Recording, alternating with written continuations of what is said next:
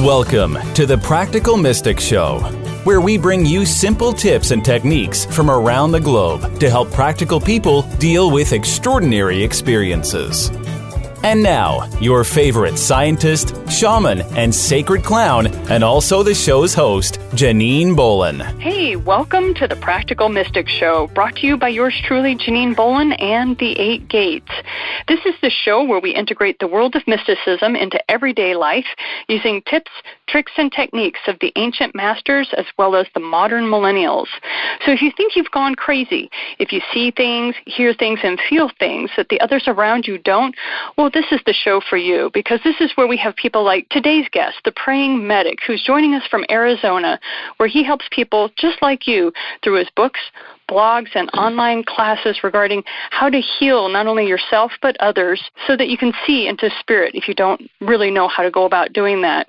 One of the fascinating things about the praying medic was that prior to the year 2000, his life was pretty ordinary. He describes himself as an atheist, and he was just doing his best to keep things moving in his life in a positive direction. Then one day, he had an encounter with Jesus in the bunk room of a fire station, and this, that forever changes somebody's life. Then in 2008, God appeared to him in a dream, and God said to this man he could heal people if he prayed for them. Well, the challenge was he didn't really believe in healing at the time, and he began to reluctantly pray. And I can tell you, I understand firsthand where this guest is coming from. He had no idea what he was doing, but along the way, he kind of stumbled around and found keys to operating healing and miracles. That by the time 2009 rolled around, he began blogging about it. He started praying for people, and people were being healed. So he doesn't write just about healing, though. He writes about dreams, deliverance, how to see into the spirit, how to hear God's voice, spiritual travel, economics, politics, and Christian-based church leadership. So I just am so excited that I get to introduce to you today the praying medic, because he will be discussing with us how to see into the spirit, basically the simple techniques. But before we do that, before we launch into Dave's tutorial for us, we need to take a moment to acknowledge today's sponsor. Learn how to live your future now through purposeful change with the 8 Gates. This world guarantees changes will happen in your life, and the 8 Gates guides you through these changes safely. It's done with clarity and direction through customized programs involving face-to-face meetings, online classes, book tutorials, meditation techniques, spiritual awakening, and a vast referral network of shamans, psychics, healers, and spiritualists to fit your individual needs. This process of transformation is available to you today. Book a free 30-minute phone consultation at the8gates.com. Welcome back. And I just want to say thank you so much for appearing on the show today with us, Dave. Thank you, Janine. It's great to be on the show. I appreciate it so much. I wanted to let you know that a dear fan of mine by the name of Abriella was the one that recommended that she listens to the Practical Mystic Show, and she was like, you have got to get Dave on the show. And that was probably 4 or 5 months ago. So thanks for making the time to get onto our production schedule. It's lovely to hear from you. I just want to thank Gabriella for making the recommendation to get me on the show. Yeah, she's a delight. She really does a great job at connecting people. I also wanted to say thank you for a copy of Seeing in the Spirit Made Simple that you were kind enough to direct me to. Just finished reading it last night. Loved your tips. Loved how you worked with that. And so I would like you to just kind of launch wherever you want to. If you want to start with your first experiences of praying for people, or you can just launch into how to help our listeners see into spirit for themselves. I'm going to kind of let you take the helm here. That would be great. Well, first I'd like to cover something that you talked about in the introduction, and that is I was an atheist for the first 38 years of my life. I wasn't terribly interested in spirituality or religion. And then in 2008, so I kind of became a believer in 2000. It wasn't until 2008 that I actually had this dream where I met God in the dream. He was speaking to me. And what he actually said to me was, I'm going to show you what is wrong with your patients. I want you to pray for them. And when you do, I'll heal them. And what I sometimes forget is God said, I am going to show you what's wrong with them. And at that time, I had never seen a vision. I actually had not had a dream in probably 25 years.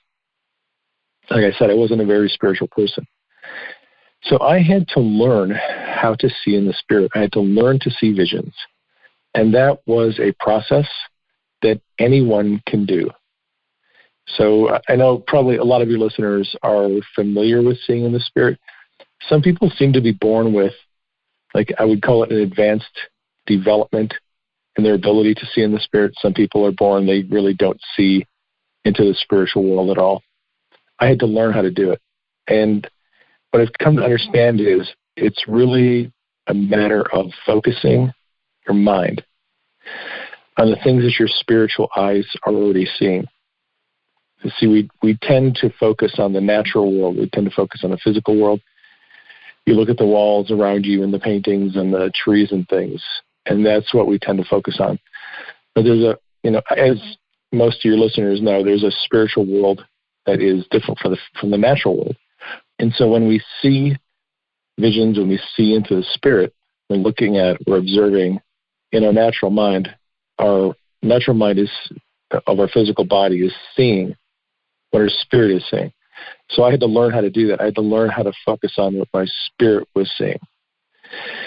So for me, it was a process that took, several months to develop the sharpness of learning how to see in the spirit. I started out just closing my eyes.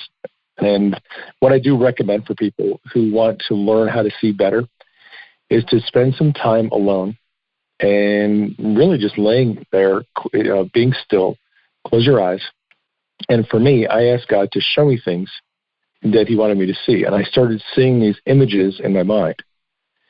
And I wasn't aware that when you see into the spiritual world, you're seeing things displayed in your imagination and your mind the same way you would see anything else. So I had to learn how to develop that through hours and hours and days and weeks of, really I was doing this on duty. I was in the ambulance. And I just lay alone very quietly. I would ask God to show me things that he wanted me to see. And as I did this, my ability to see things became more and more sharp. The colors became more real, more vibrant. I began to see minute details that I had not seen before. I began to see more translucencies and different, more complex structures when I was looking into the spiritual world. So, like I said, for me, it was a process. I really had to train myself just to learn and focus on how to see these things that God wanted to show me. And once I did that, I was able to use it in praying to get people healed. Because many times when I'm praying for someone, if I don't know what specifically is wrong with them, if I don't know specifically what the issue is, God will show me in a vision in my mind.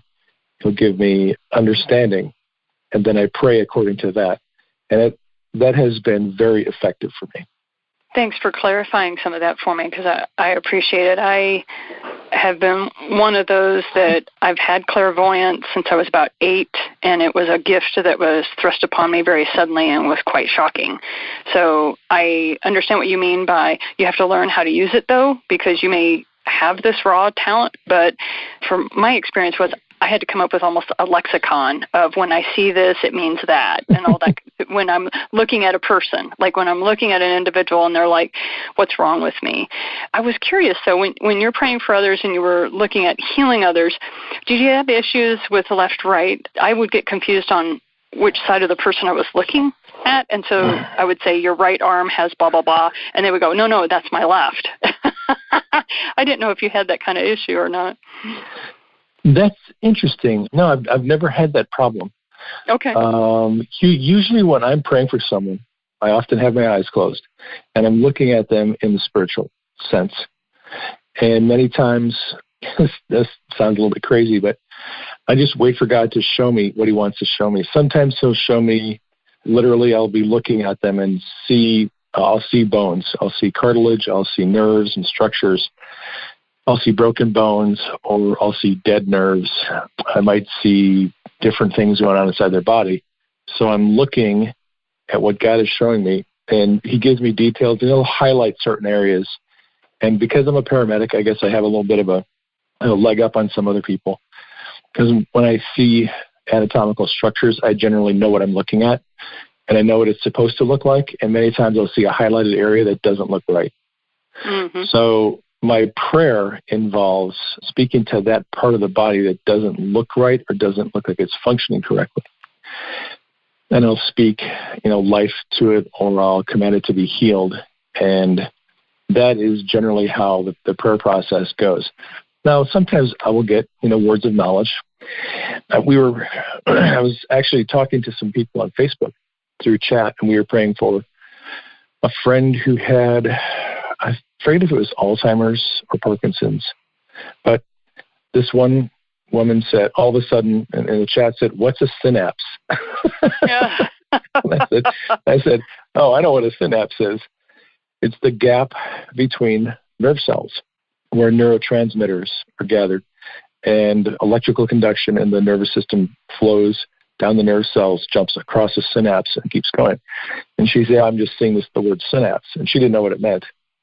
So I knew that was a word of knowledge that she had gotten, and so we prayed for that person's condition to be healed by healing the synapses. And that's pretty common, that I will often get words of knowledge like that when I'm praying.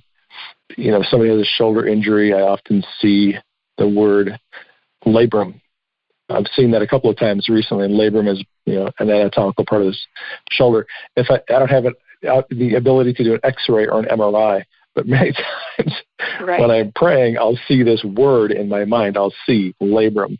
I will see meniscus. I'll see something of that nature, and that tells me specifically what it is that needs to be healed. So then I just, focus my prayer on that. I have had something similar to that. It helps that I'm an analytical biochemist, so I was studying things at the cellular level or molecular level, and all those years of having taken anatomy and physiology now are helpful as we move forward with the assistance of others. So, yes, thank you. I always love chatting with folks who start off in the sciences and then end up, for whatever reason, then being called into the metaphysical, because it comes in handy and we can help others. And I enjoy the aspect also of having other shamans or prayer warriors or however giving confirmation to what I see. Like I see the highlighted area, and then they get the word, right? And then we're like, oh, yeah, we know where we need to go. Yeah, It's lovely being able to work in teams when you can do that. So back to our listeners who maybe don't have the clarity or the focus that you do. You were talking about how, you closed your eyes, you were laying still. Were you in the back of the ambulance, like when you were waiting on calls? Is that what you were doing? I sure was. Yeah, I worked as a paramedic for 35 years. And in the particular area I was working in Tacoma, winter time was very slow for us. In the summertime, we would run 7 or 8 calls a day on shift, but in the wintertime, we'd only run 1 or 2 calls a day. So we had a lot of downtime. And I didn't have a station that I worked out of. We just roved around the city as dispatch would have us stay at certain areas, and we'd hang out in grocery store parking lots. And so I would, in between calls, I would lay on the bench seat in the back of the ambulance, and I'd lay there for hours and hours with my eyes closed. And like you said, you had to develop a vocabulary. I had to do the same thing because I was seeing these images. God was showing me images in my mind, and He was trying to convey to me a message. But He was trying to convey to me a non-pictorial message through images and pictures. So I had to develop a language. He would show me something, and then I would try to guess what it meant. And the way that this worked was, if I guessed incorrectly, the image would stay there in my mind. And I would take another guess and take another guess until it disappeared. Exactly right. I'm sorry, that's exactly what happened to me. Right, if the image disappeared and another one appeared, then I was like, okay, I guessed it correctly. Yeah, then I would see another image, and I would continue that process of guessing what it was that God was showing me. So I had to develop this spiritual vocabulary for the visual images that I was seeing. And that is a process. Yes, it just doesn't come to you intuitively. You have to learn the vocabulary. That's right. It is very much a foreign language, and you have to do that.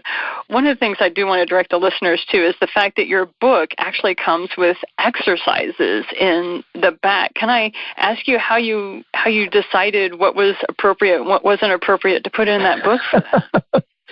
Yes. Well, the first book that I wrote, Divine Healing Made Simple, I didn't have exercises in that book. And then I was working on my second book, Seeing in the Spirit Made Simple. Actually, the funny thing is, I had written a book in between those called My Craziest Adventures with God. It's just a lot of stories about me praying for people in the ambulance and hospitals and getting them healed. Well, the second book that I was writing, when I got the manuscript finished, it was My Craziest Adventures with God. I sent the manuscript off to my editor, and that night I had a dream, and I was writing a book on seeing in the Spirit. And at that point, I had not even thought about writing a book on that subject. But I know that God speaks to me through dreams, so when I have a dream like that, I obey it. So I began doing some research, and I have this friend, his name is Michael Van Vlymen. He and I write on the same subjects. He wrote a book on seeing in the Spirit, and my wife bought it, and it was on her Kindle, and we had been reading it. And Michael also writes on traveling in the Spirit, and so we were reading this book, and he had exercises at the end of the chapters. And my wife had not been able to see in the Spirit. I had learned how to do it. She had not yet learned. And I didn't really know how to teach her. Now, how do you teach somebody to see in the Spirit? Well, Michael's book had exercises, and she started doing the exercises, and it worked. She started seeing visions, and she was able to see into the spiritual world. So when I wrote my book, I kind of borrowed a couple All great teachers I borrowed it. Yeah, I borrowed a couple of Michael's exercises, and then I developed my own exercises. And the end of most of the chapters, there are exercises that are pretty similar, things that I've tried on my own that work. So that's how I came to the exercises. And it's kind of funny because this one guy wrote to me one time after reading the book on Seeing in the Spirit, and he said, man, he goes, make sure you tell people to do the exercises. That's like 70% of the book. Learning and developing is all about doing the exercises. Yes. It's like any skill you want, you have to practice. And if you don't practice, you don't get the skill. It just doesn't work any other way. At least that's in my experience for folks who want to do this. Well, are there any other things that you would like to share with us today about maybe a current project that you're working on? I know you teach online classes like I do. What would you recommend for people? I do. I have an online healing class that is available on my website, prayingmedic.com. It's actually on a subdomain, classes.prayingmedic.com. And that is a 14-lesson video-based class on healing.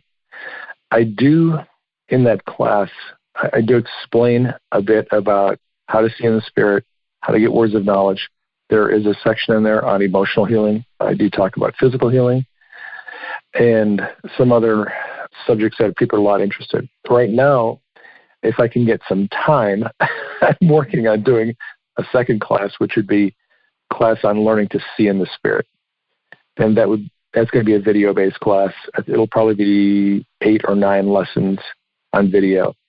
I don't have that up yet, but I'm going to create that class. I will probably do a class on emotional healing, a class on hearing God's voice, and I may do a class on traveling in the Spirit. And these will all be video-based classes. Those are the current projects that I have on my plate that will be for the future. That's perfect because those are the classes that are in high demand in my area as well. And there just are not enough teachers. There are more students than there are teachers, so I cannot add my 2 cents in with probably the rest of the hoorah you get of please find time. Find time to do this, dear. And is there a place that people can go to sign up to potentially be a beta student for you or to get notifications when these classes go live? What do you recommend for people? How do they get a hold of you? Yep. Yeah. Well, if you're interested in learning more about my teaching, I would recommend just going to my YouTube channel, and you can find it on YouTube if you just search for Praying Medic. I've got lots and lots of videos there, and I do talk about different aspects of seeing the spirit and healing, and that's free information. The reason I'm putting together the classes is some people wanted a more structured approach where you go from beginning to end, and it's pretty well organized. If you go to prayingmedic.com, that's my website, you can go there and you can sign up for my newsletter. And you can also email me if you're interested in the classes, the online classes, traveling in the spirit, seeing in the spirit. When people email me and say, hey, I'm interested in this class, I'll put you on a mailing list. And as soon as the class is ready, you'll get an email about it. Okay, thanks, because I know that the community I work with is very much involved in self-development, and they very much enjoy being able to learn from any teacher they can kind of get their hands on that is as prolific as you are, because, wow, you've written 11, 12 books now? Yep, 12 books, and I've got a series of novels that I'm working on and some more books on healing. So, yeah, that's kind of I have what a lot happens of things to us. going on. Yeah, that's kind of what happens to us, isn't it? You start off thinking, you're this lone voice in the dark, and then the next thing you know, you have this huge community, and you're desperately trying to get material out to it as you can, because then they start asking questions that you have to go find answers for. Well, before we wrap up and sign off for today, I would love to know from you where we're talking about the classes and your outreach and everything, but what are some of the things, or one thing that is starting to come into your awareness and your spirituality that is kind of exciting that you haven't had before? I can't believe you asked that. Okay. So I don't know if you're aware of this or not, but there's this big thing on social media right now about Kanye West. And Kanye West is a rapper, and he's come out and he has endorsed this one gal who they've been talking, and this gal has said, it's time for people to start thinking for themselves. It's time for us to stop accepting belief systems and narratives that we've been fed our whole life without critically analyzing them to see if they're true. And so Kanye came out, and he has been supporting this woman. And then a couple of days ago on Twitter, he came out and said that he loves Donald Trump. And a lot of his friends and followers on social media were outraged and shocked that he said that. Mm. And then Scott Adams, who is a cartoonist, jumped on, and Scott did this great Periscope video about a golden age that we're coming into that has to do with people rejecting their past ways of seeing things and their past way of doing things. And I had a dream a couple of nights ago that kind of speaks to that issue. I have a lot of, God speaks to me through dreams. So in this dream, I was in eternity, in the spiritual world, and Jesus was there. And people were coming to him one by one, and they were talking to him. And each person had in their hand a document. It was something like a scroll. And the documents had decisions, legally binding decisions and judgments that they had made during their lifetime that created institutions and organizations and laws in our society. And they came to Jesus and they said, I regret these decisions, I regret these judgments that I've made, and I want them reversed. And Jesus said, the time has come to reverse all of these decisions and judgments. And I saw one person after another come to him, and he reversed the effects of the judgments and decisions that they made. In some cases, he reversed it. In other cases, he just nullified the entire effect of what they had done. And then I'm just watching this in the dream, one person after another meeting with him. Then I saw on the earth, I saw entire buildings disappearing. The buildings represented the institutions and organizations and laws that people had created that came from a flawed understanding of God's heart, a flawed understanding of the purpose for their life, and a wrong understanding of how the world is supposed to work. And I saw these institutions and organizations just disappearing one by one. I think we're coming to a place in our development as a society where the foolish, wrong-headed things that we have created as a society are going to be done away with. I think we are on this doorstep of another renaissance or great awakening. I believe as a society, we are going to step into a new age, a great awakening, where people are going to wake up to the truth of the value and the power of love primarily. I think it's primarily about people learning how to walk in true love toward each other. Aho. Amen. Ashe. And this has been seen by more than just this beautiful praying medic, ladies and gentlemen. And I wondered what the universe would bring forth from him, and I am grateful for it, and I honor it, and my heart bows to your heart as a soul to soul. Thank you so much, my brother. Keep working your work. Keep doing your thing, and know that you have huge communities that want you to keep speaking your truth. And I thank you so much for being on the Practical Mystic Show. Thank you. I appreciate your allowing me to come on the show and give a message to your audience. You bet we will, and we will continue to do that. And do keep me apprised of when you have various classes and promotions so that I can help cross-promote your work. And I wish you continued clarity of your vision and dreams. And we will see you again soon, I'm sure. Thanks, Janine. I will look forward to talking to you again.